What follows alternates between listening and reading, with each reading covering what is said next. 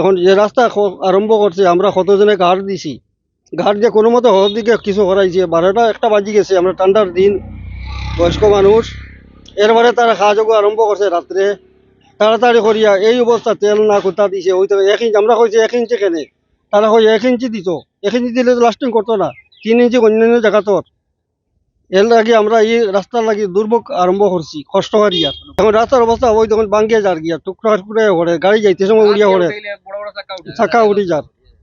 আর estimate আমরা দেখাইছে না কতটুকু দিত, তার ওয়ার্ক অর্ডারর এটা কোনো উল্লেখ নাই, ডিপার্টমেন্টের মানুষও আয় নাই, আর কেউ কন্ট্রাক্টারও সাইডে নাই, তারা লেবারে কাজ করে, আমরা তারা সাহায্য কিতা করতাম, তবে সাহায্য করছি, কিন্তু আমরা আজ টাকাটুকু করিয়া যার এইটা কিন্তু আমরা সরকারের এটা বিকাশের নীতি নি না, ওটা নীতি আসামের বিকাশ।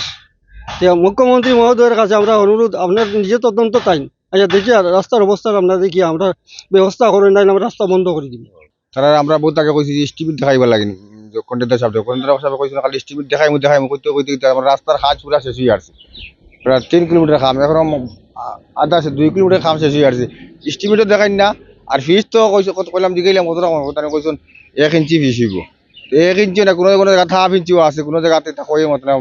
আর আজকে 2 দিন হয়েছে না হবে রাস্তার কাজ করার, কিন্তু ফিস সারা উঠিয়ে শেষ হয়ে আসছে।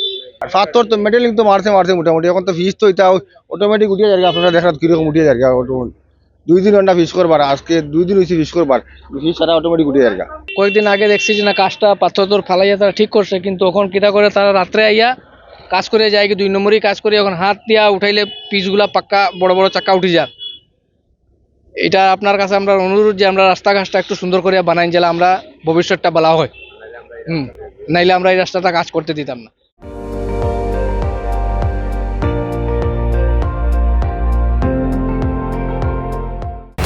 আপুনি চাই আছে ND24, সৰ্বশ্ৰেষ্ঠ নহয় সৰ্বোত্তমৰ দৌৰত।